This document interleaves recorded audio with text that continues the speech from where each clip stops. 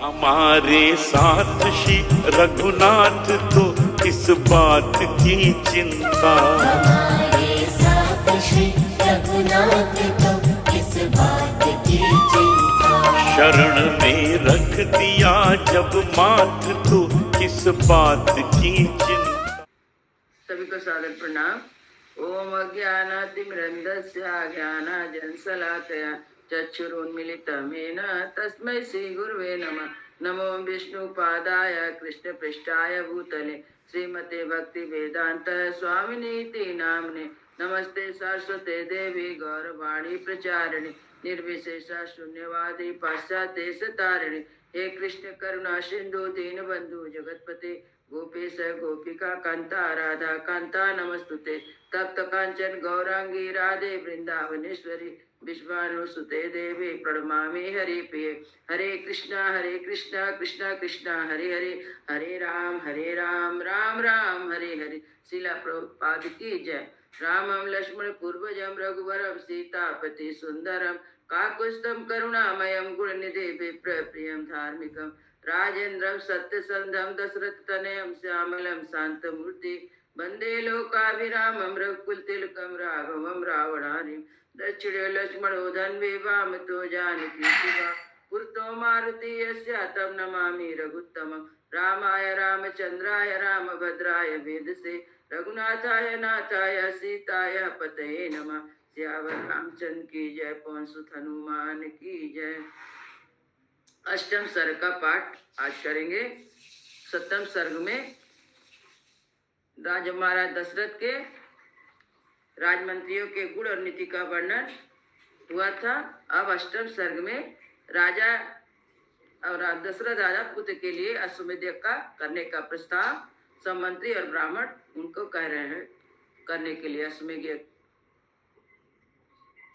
और आठवें जो मंत्री लोग थे बहुत ही अच्छे थे। मंत्री जो रहते मंत्रणा को गुप्त रखते थे और राज के हित साधन में संलग्न रहते थे। वे राजा के प्रति अनुरक्त थे, कार्यकुशल थे, शक्तिशाली थे और बहुत अच्छी तरह से अपनी मंत्रणा करते हुए राजा को सलाह देते थे। अदर राजा दशरथ फिर राज करते थे अच्छी तरह से। अष्टम सर्ग राजा का पुत्र के लिए अश्वमेध यज्ञ करने का प्रस्ताव और मंत्रियों तथा ब्राह्मणों द्वारा उसका अनुमोदन। तस्य चैवा प्रभावस्य धर्मज्ञस्य महात्मनः सुतार्थं तप्यमानस्य नासीद वंशकरा सुता। संपूर्ण धर्मों को जानने वाले महात्मा राजा दशरथ ऐसे प्रभावशाली होते हुए भी पुत्र के लिए सदा चिंतित रहते थे। उनके वंश को चलाने वाला कोई पुत्र नहीं था। चिंतायान तस्एवा बुद्धिरासीन महात्मना सुतार्थम वाजिमेधेना किमर्थम न यजाम्यहम्। उसके लिए चिंता करते करते एक दिन उन मनस्वी नरेश के मन में यह विचार हुआ कि मैं पुत्र प्राप्ति के लिए अश्वमेध यज्ञ का अनुष्ठान क्यों न करूं। निश्चिंता मते कृत्वा अष्टम व्यमित बुद्धिमान मंत्री भी धर्मात्मा स्वरेऽपि कृतात्मनि। ततो अब्रवीन् महातेजा सुमंत्रन मंत्री सत्तमा शीघ्रमायाय मे सर्वान् गुरु स्थान सपुरोहितान। उसने समस्त शुद्ध बुद्धिमान मंत्रियों के साथ परामर्श पूर्वक यह करने का निश्चित विचार करके उन महान तेजस्वी बुद्धिमान एवं धर्मात्मा राजा ने सुमंत्र से कहा, मंत्रीवर तुम मेरे समस्त गुरुजनों एवं पुरोहितों को यहाँ शीघ्र बुला के ले आओ। तथा सुमंत्र त्वरितम गत्वा त्वरित विक्रमा समान्य तान सर्वान समस्तान वेद पारगान। तब शीघ्रता पूर्वक पराकर प्रकट करने वाले सुमंत तुरंत जाकर उन समस्त वेद विद्या के पारंगत मुनियों को वहां बुला लाए।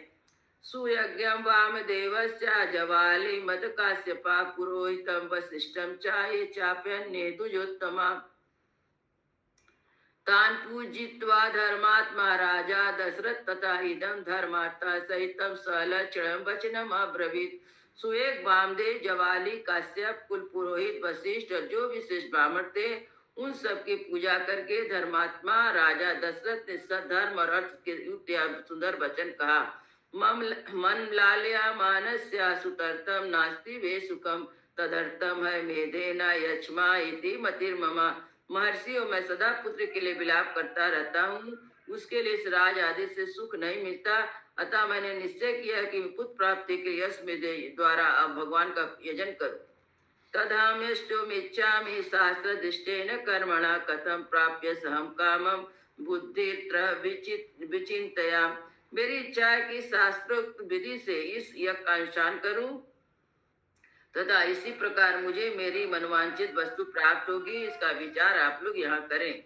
तथा साध्विति तत्वाक्यम ब्राह्मणा प्रतिपूजयन् वशिष्ठ प्रमुखा सर्वे पार्थिवस्या मुकोरितम। राजा के ऐसे कहने पर वशिष्ठ आदि सभी ब्राह्मणों ने बहुत अच्छा कहकर उनके मुख से कहे गए पूर्वोक्त वचन की प्रशंसा की। उचु परम प्रीता सर्वे दशरथम वचा संभारा संभ्रियांता ते तुरगश्चा विमुच्यताम। सरयो उत्तरे तीरे यज्ञभूमि विधीयताम सर्वथा प्राप्य से पुत्रान् विप्रेताश्चा पार्थिवा यस्ते धार्मिकी बुद्धिरियं पुरुषार्थमागता। फिर वे सभी अत्यंत प्रसन्न होकर राजा दशरथ से बोले, महाराज, यज्ञ सामग्री का संग्रह किया जाए, भूमंडल में भ्रमण के लिए एक संबंधी यश घोड़ा छोड़ा जाए, सरजू के उत्तर तट पर यज्ञ भूमि का निर्माण किया जाए और तुम यज्ञ द्वारा सर्वथा अपनी इच्छा के अनुरूप पुत्र प्राप्त कर लोगे, क्योंकि पुत्र के लिए तुम्हारे हृदय में एक ऐसी धार्मिक बुद्धि का उदय हुआ है। तथा तुष्टवत् राजा सुत्वेता दुर्भाषितम् आमात्यान् ब्रवीत राजा हर्ष व्याकुल लोचना संभारा संभ्रियन्तां ते गुरुणां वचना सामर्थाधिष्ठस्तश्च सोपाध्यो विमुच्यताम् सरयो उत्तरे तीरे यज्ञभूमि विधीयताम् शान्तस्य चापि वर्धताम् यथा कल्प यदा विधि साक्यं प्राप्तुमयं यज्ञ सर्वाणि महीक्षिता अपरानापराधो भवुत्कष्टो यस्मिन् क्रतु सत्तमे छिद्रमे मृग्यन्ते स्म विद्वांसो ब्रह्म राक्षसाः। ब्राह्मणों का कथन सुनकर राजा बहुत संतुष्ट हुए, हर्ष से उनके नेत्र चंचल उठे। वे अपने मंत्रियों से बोले, गुरुजनों की आज्ञा के अनुसार यज्ञ की सामग्री एकत्र की जाए, शक्तिशाली वीरों के संरक्षण में उपाध्याय सहित अश्व को छोड़ा जाए, सरजू के उत्तर तट पर यज्ञ भूमि का निर्माण हो, यह शास्त्रों विधि के अनुसार क्रमशः शांति कर्म का विस्तार किया जाए। यदि श्रेष्ठ यज्ञ में कष्टप्रद अपराध बन जाने का भय न हो तो सभी राजा इसका संपादन कर सकते हैं, परंतु ऐसा होना कठिन है, क्योंकि विद्वान ब्रह्म राक्षस यज्ञ में विघ्न डालने के लिए छिद्र ढूंढा करते हैं। विधिहीन यज्ञस्य सद्या कर्ता विनिश्यति यथार्थ विधि पूर्वक में कर्तुरे समाप्यते तथा विधानम क्रियताम समर्थम साधना स्मृति।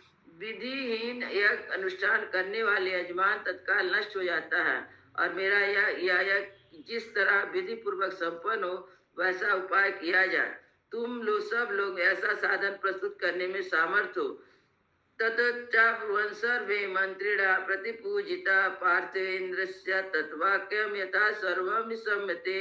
राजा द्वारा सम्मानित हुए समस्त मंत्री पूर्वक उनके वचनों को सुनकर बोले, बहुत अच्छा, ऐसा ही होगा। तथा दुजस्त धर्मात्मा धर्म्यंतो निपतोत्तमा अनुज्ञाता तथा सर्वे पुनर्जगुम यथार्गतम। इस प्रकार वे सभी धर्मात्मा ब्राह्मण निप श्रेष्ठ दशरथ को बधाई देते हुए उनकी आज्ञा लेकर जैसे आए थे वैसे ही लौट गए। विसर्जित्वा तान् विप्रान् सचिवान् आदि अब्रवीत् ऋतविज्ञभिरुपासन्दिष्टो यथावत् क्रतुराप्यात्।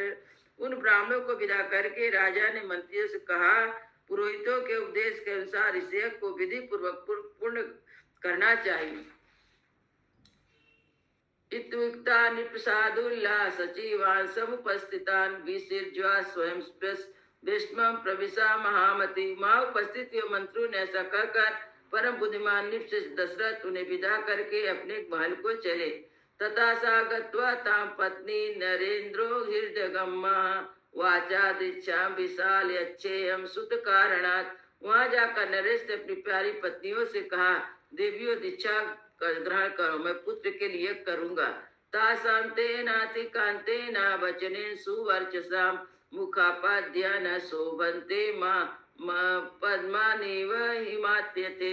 उस मनोहर वचन से उस सुंदर कांति वाली रानियों के मुख कमल पर बसंत ऋतु में विकसित होने वाले पंकजों के समान खिल उठे और अत्यंत शोभा पाने लगे। इस तरह से श्री रामायण वाल्मीकि आदि काव्य बाल कांड अष्टम सर्गा। इस प्रकार से वाल्मीकि निर्मित हर्ष रामायण आदि काव्य के बाल कांड के 8वां सर्ग पूरा हुआ। मंगल भवन मंगल हारी प्रभु सो दशरथ अजीर बिहारी। राम सिया राम जय जय राम। राम सिया राम जय जय राम। श्याम रामचंद्र की जय। उमापति महादेव की जय। सब संतन की जय। सब भक्तन की जय। जय जय सीताराम। जय जय सीताराम।